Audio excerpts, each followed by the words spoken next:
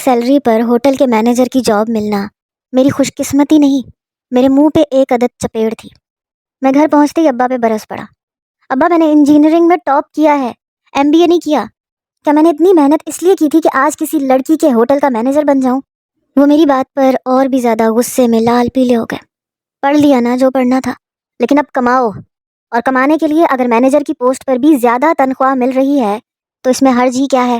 انہوں نے بات کرتے ہوئے پاس کھڑی اقصیٰ اور اماں سے تصدیق چاہی۔ وہ دونوں فوراً سر ہلانے لگی۔ سب کو جو کچھ نظر آ رہا تھا تو وہ تھے 3 لاکھ اور آیت کی مہربانیاں۔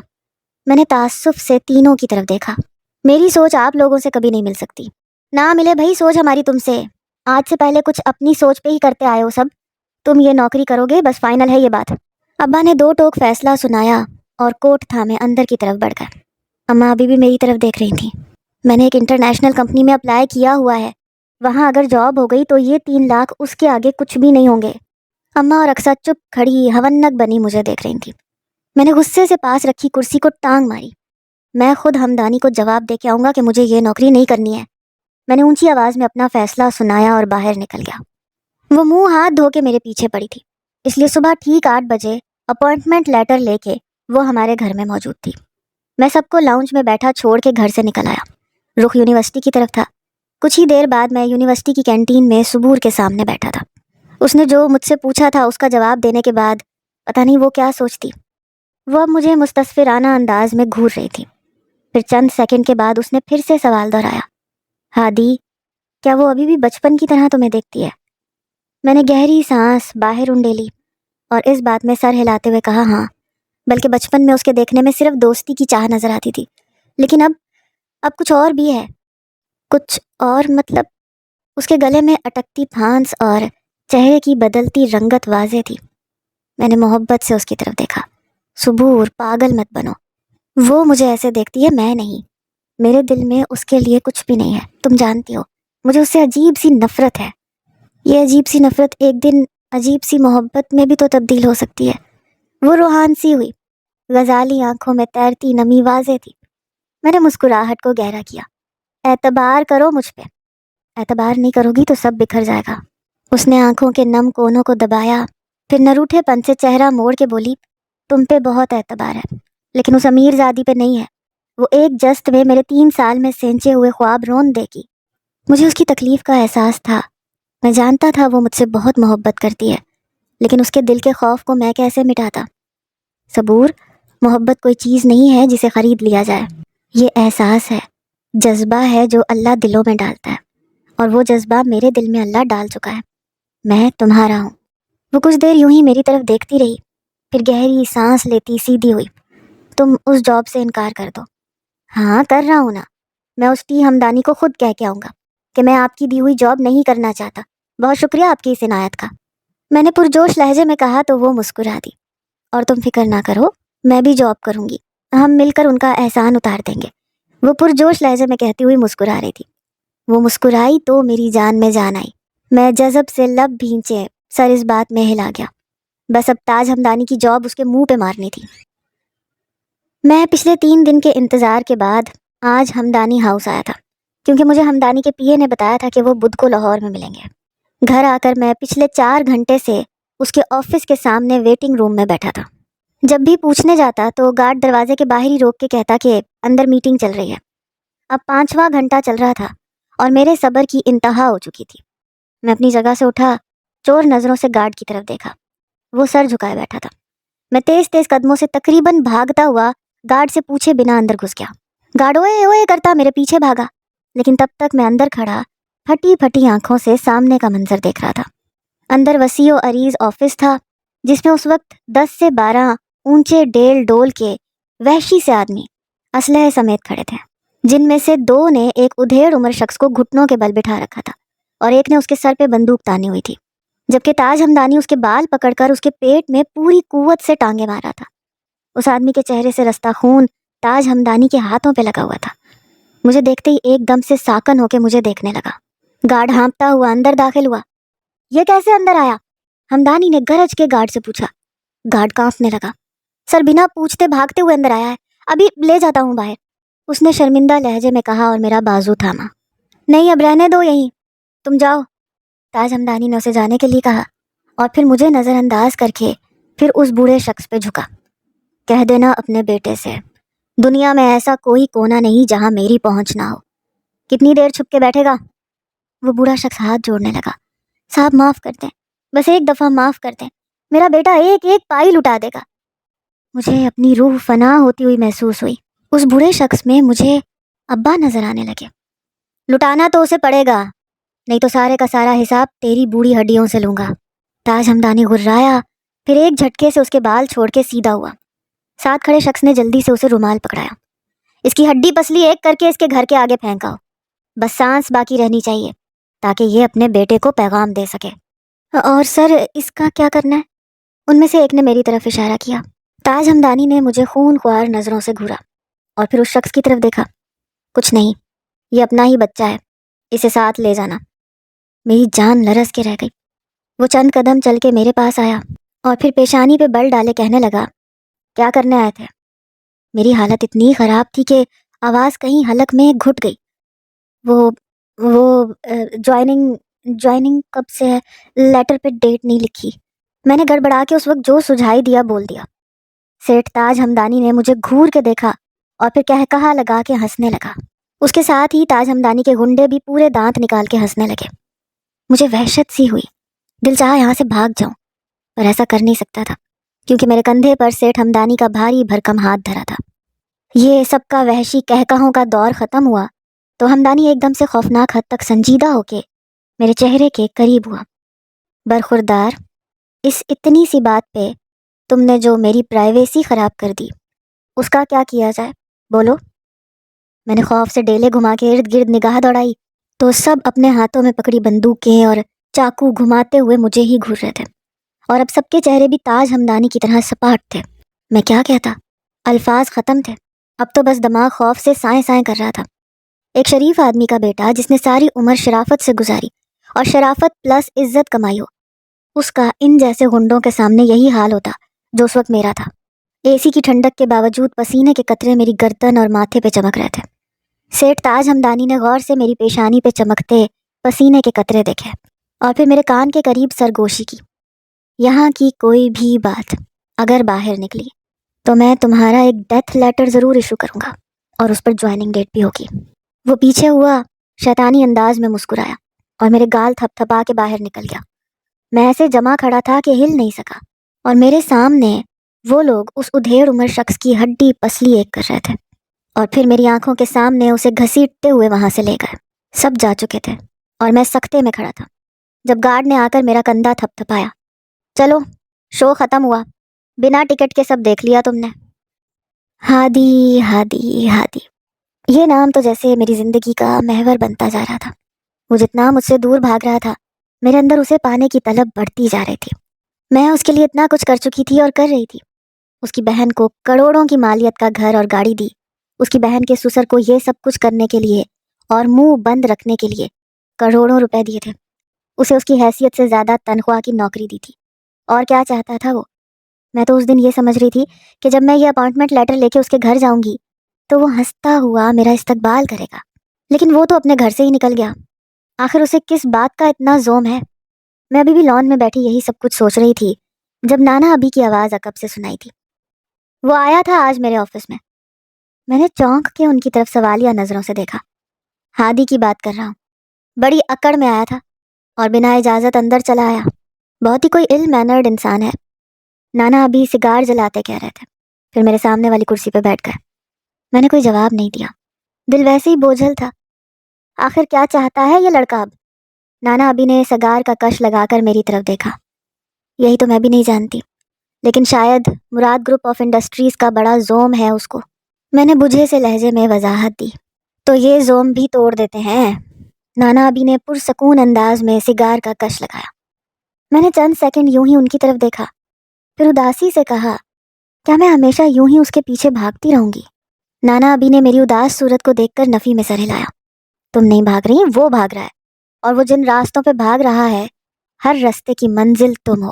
نانا ابھی مسکرا رہے تھے اور وہی میرا حوصلہ تھے. وہ جہاں بھی بھاگ کر جائے گا آئے گا تو صرف تمہارے پاس. ان کے لفظ میرے اندر طمانینت بھر دیتے تھے. ہادی میرا ہے, صرف میرا. بس ان کی باتوں سے میرے دل میں یہ سکون اترنے لگتا.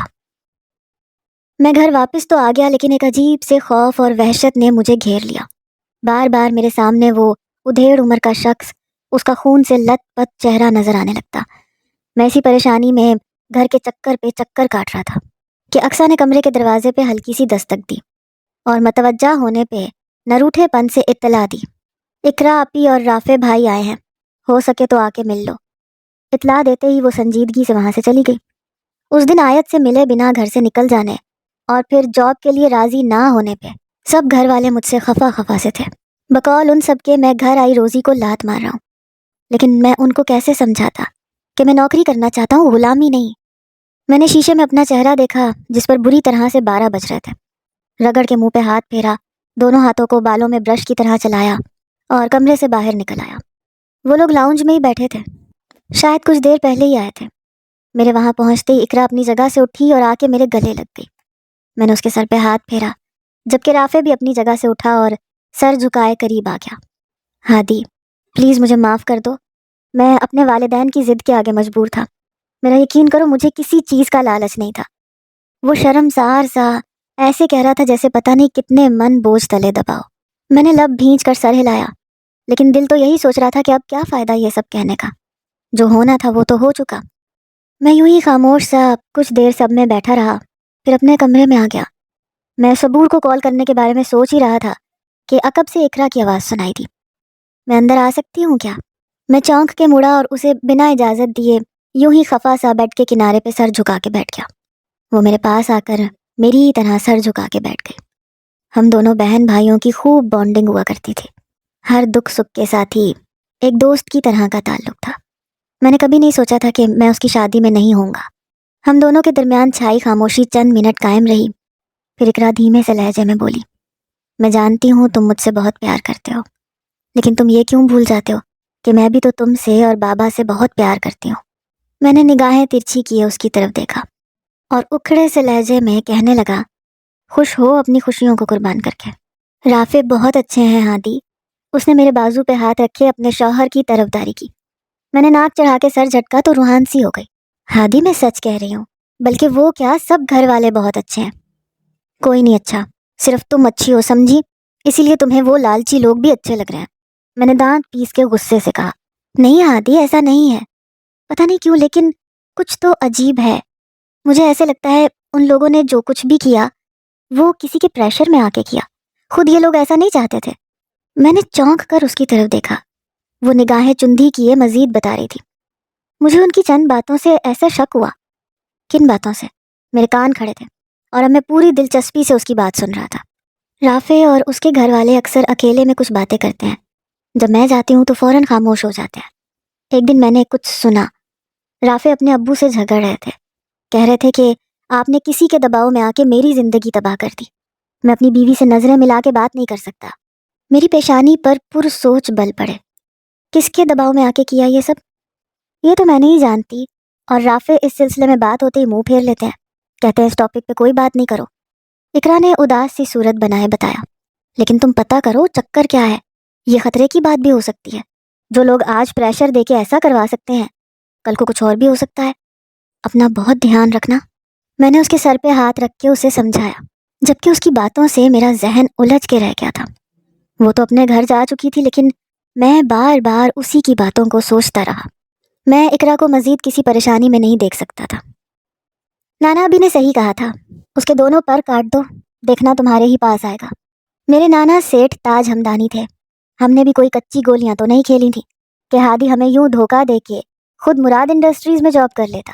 مراد انڈسٹریز کے لیے ہادی جیسے ہزاروں ٹاپرز آ سکتے تھے، لیکن میرے لیے صرف ایک ہادی ہی تھا. مراد انڈسٹریز کو ہمدانی گروپ آف کمپنی سے دی گئی پیشکش سے ہم اتنا تو کروا ہی سکتے تھے کہ ان کے منتخب کرتا ایک بندے کو ریجیکٹڈ کا لیٹر بھجوا دیتے اور اس کی جگہ کسی اور کو ملازمت دلوا دیتے. بس اب تو اس حسین گھڑی کا انتظار تھا جب وہ لیٹر ہادی کے ہاتھ میں آئے گا. مراد انڈسٹریز سے بھیجا گیا ریجیکٹڈ لیٹر اس کے اڑان بھرتے پروں کو کاٹنے کے لیے کافی ہوگا. میں اپنے ہوٹل میں مینیجر کی کرسی پہ بیٹھی جھولتے ہوئے سوچ رہی تھی. مجھے بس اب اس پل کا انتظار تھا جب وہ کٹے پروں کے ساتھ میرے پاس آنے والا تھا. اس کا وہ جھکا سر، اور پھر اس کرسی پہ بیٹھنا۔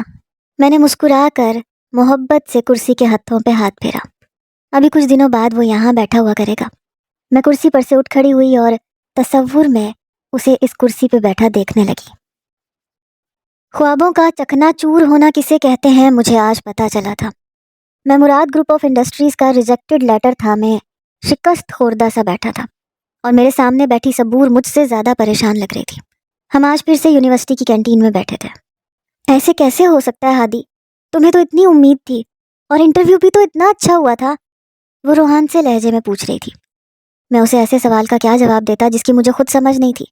میں سر تھامے خاموش بیٹھا تھا، اور وہ اپنی پریشانی، اپنے خدشے ظاہر کر رہی تھی۔ اب تو گھر والے تم پہ اور پریشر ڈالیں گے، اور پھر تم مجبور ہو کے آیت کے پاس جاب کے لیے چلے جاؤ گے۔ میں نے سر اٹھا کے اسے دیکھا۔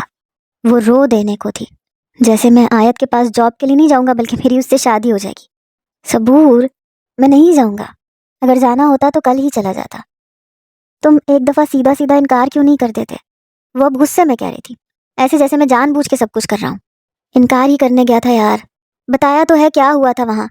کچھ نہیں کر سکا میں، الٹا جھوٹ بول کے بلکہ جان بچا کے وہاں سے آیا ہوں۔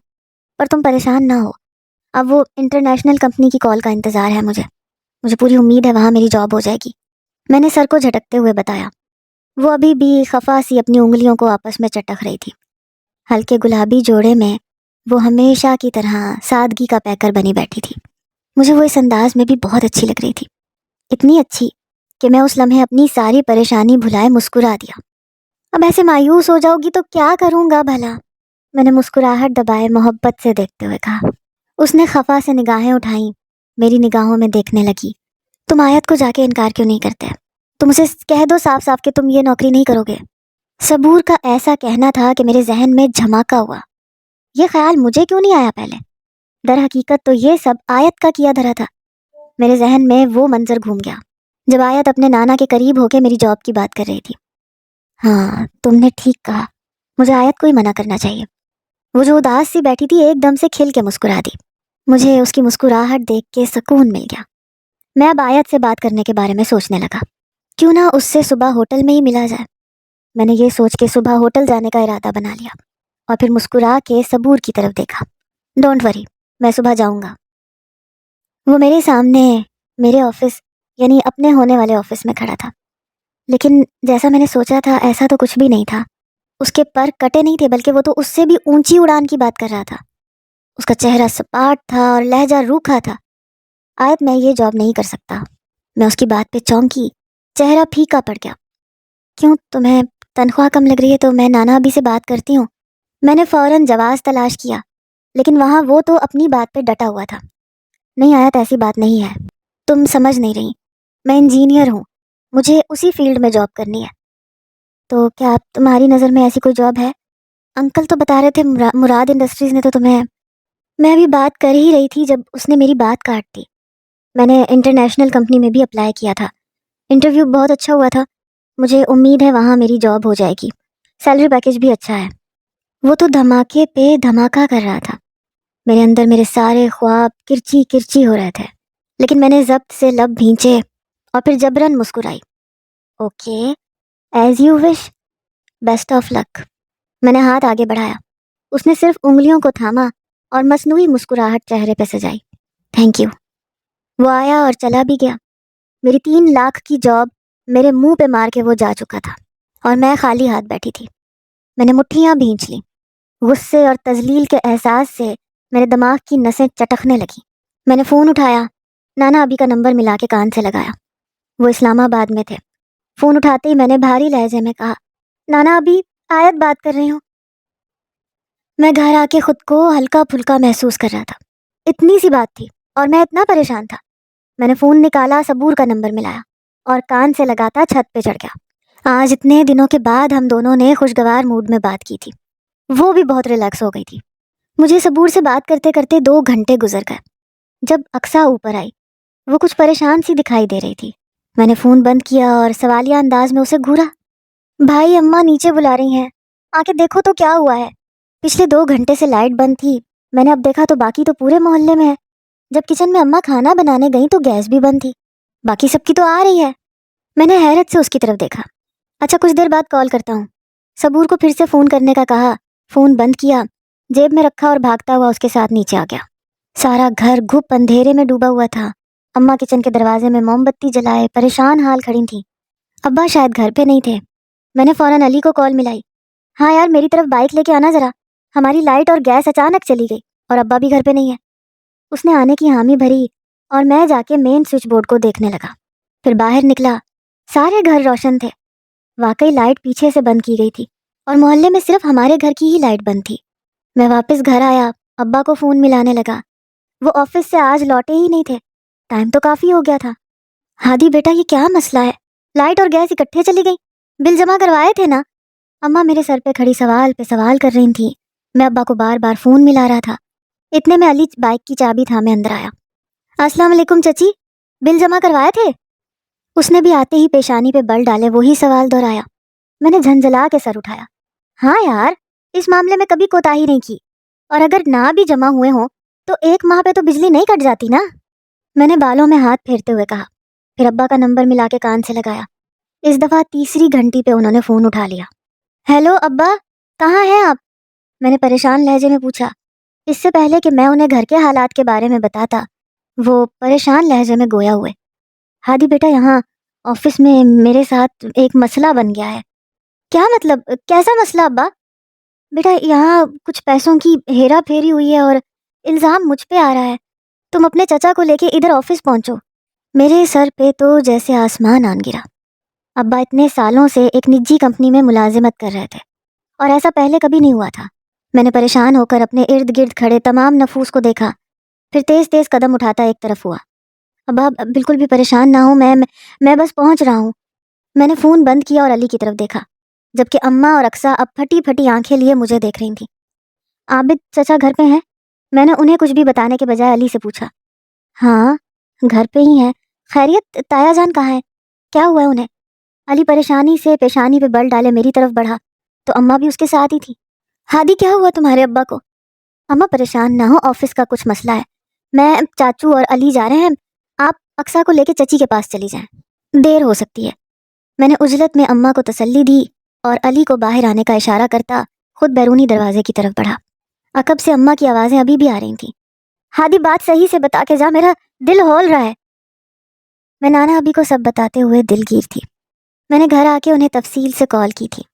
میں مایوس تھی، لیکن وہ ہمیشہ کی طرح میرا حوصلہ بن گئے۔ ان کے لیے تو جیسے کچھ بھی مسئلہ ہی نہیں تھا۔ وہ گہری سانس خارج کرتے ہوئے بولے، لاڈی اب وقت آ گیا ہے کہ ان کو طاقت دکھائی جائے، وہ پرسکون لہجے میں کہہ رہے تھے۔ میں نے حیرت سے بھویں سکیڑی، وہ کیسے؟ وہ سب تم مجھ پہ چھوڑ دو، 2 دن بعد وہ یہاں تمہارے سامنے کھڑا ہوگا۔ اور کون سی کمپنی بتائی ہے اس نے دبئی کی؟ میں ابھی بھی مایوس تھی، اس لیے اداس سے لہجے میں انہیں اس کمپنی کی ڈیٹیلز دیں۔ میں اپنے کمرے میں تھی، پردے گرائے، تمام روشنیوں کو گل کیے، میں باہر کو بھی اپنے اندر کی طرح گھپ اندھیرے میں کیے بیٹھی تھی۔ اوکے لاڈی، پریشان ہونے کی کوئی ضرورت نہیں ہے، سب سیٹ ہو جائے گا۔ تم اسلام آباد چلی آؤ، تمہاری نانی بہت یاد کر رہی ہیں۔ نہیں ابھی نہیں، ایگزام سے پہلے ہی آؤں گی، ابھی ہوٹل کے بہت سے کام ہیں اور ہادی کا بھی تو مسئلہ ہے۔ آخری جملے پر میرا لہجہ بھیگا سا تھا۔ ظاہر سی بات تھی، میں کیا کرتی؟ بار بار ہادی کا وہ انداز، اس کا وہ لہجہ اور اس کی نگاہوں میں اپنے لیے بے اعتنائی مجھے اندر سے کاٹ رہی تھی۔ سب حل ہو جائے گا۔ اچھا میں ایسا کرتا ہوں، میں تمہارے پاس چلا آتا ہوں، میں تمہیں ایسی حالت میں یوں نہیں چھوڑ سکتا۔ آ جائیے۔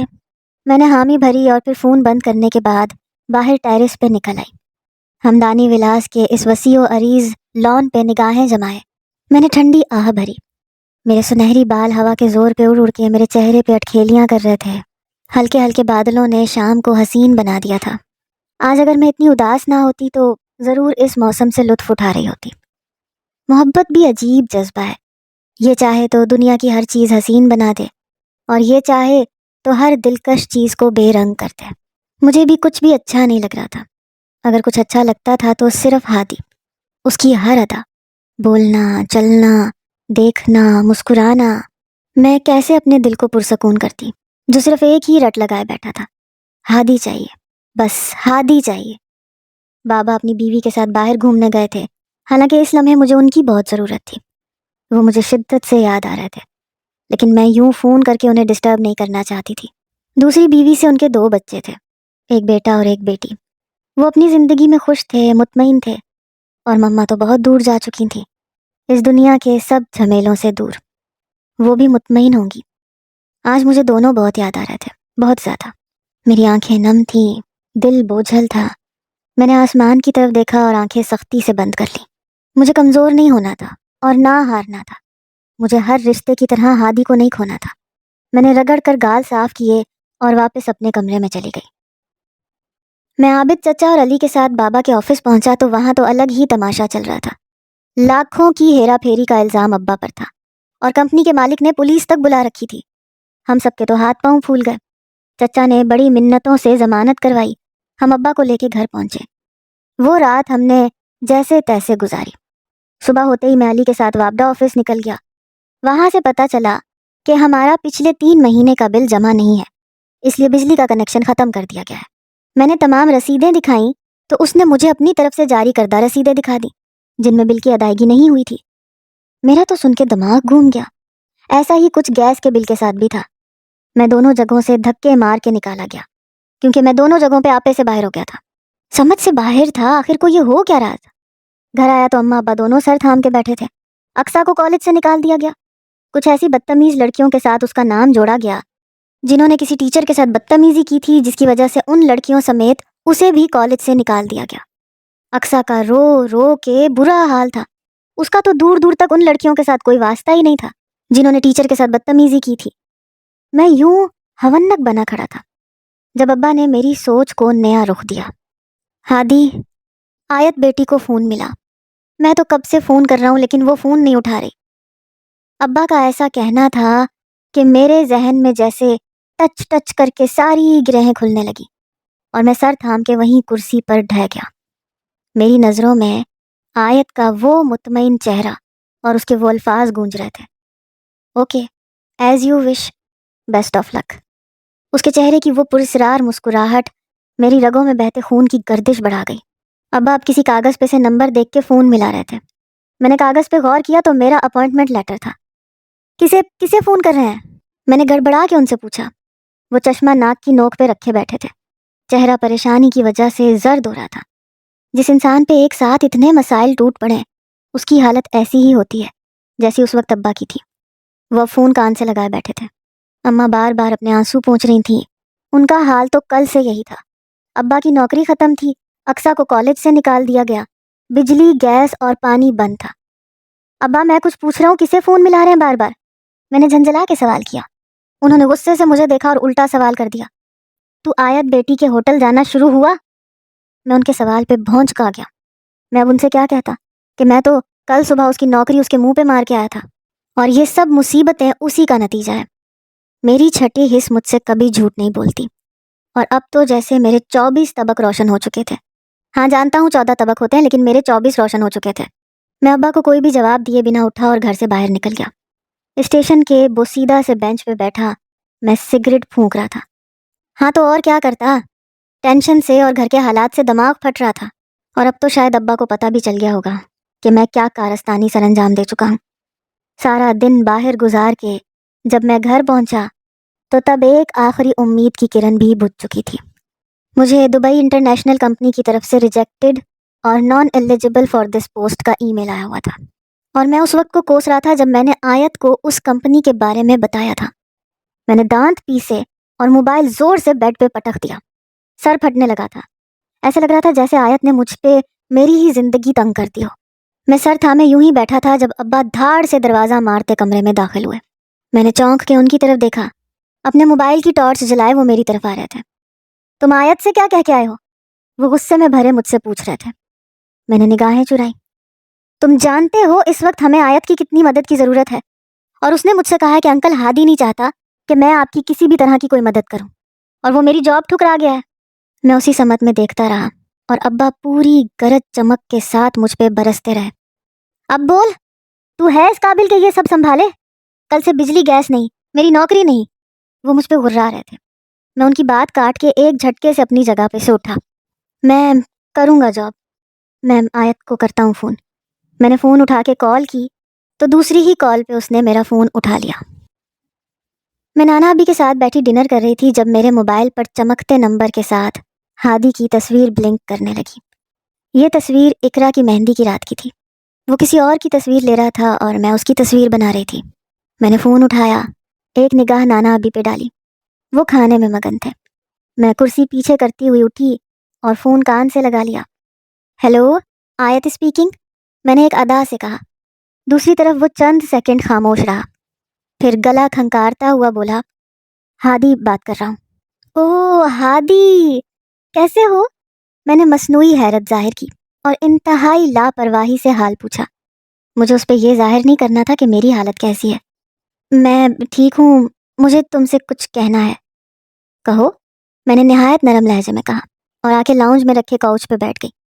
وہ مجھے یہ کہنا تھا کہ میں تمہارے ہوٹل میں مینیجر کی جاب کے لیے تیار ہوں۔ میرے لبوں پہ ایک فاتحانہ مسکراہٹ ابھری۔ میں نے مخملی ہاتھ کو لبوں پہ رکھے بمشکل مسکراہٹ کو روکا۔ مبادہ ایسا نہ ہو وہ کہا بن جائے۔ ہنسی کو دباتے ہوئے میں نہایت پرسکون لہجے میں بولی، آئی ایم سوری ہادی، لیکن وہ سیٹ تو اب فل ہو چکی ہے۔ میں نے کل ہی کسی کو رکھ لیا تھا۔ ہاں، ریئلی سوری۔ دوسری طرف خاموشی چھا گئی اور میں اس خاموشی کو اپنے اندر اتار رہی تھی۔ چند سیکنڈز کے بعد وہ دھیمے سے لہجے میں بولا، اوکے۔ اس سے پہلے کہ وہ فون بند کرتا میں نے فوراً اگلا پتا پھینکا، ویسے ابھی ایک سیٹ خالی ہے، میرے پی اے کی سیٹ، اس کے لیے رکھ سکتی ہوں آپ کو۔